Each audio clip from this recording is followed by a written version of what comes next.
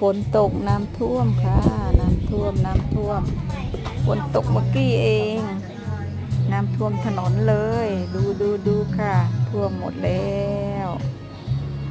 ถนนตรงนี้มันต่ำฝนมาแป๊บเดียว5 นาที10 นาทีก็ท่วมถนนซอยนะคะท่วมแล้วค่ะฝนมาเมื่อกี้เองท่วม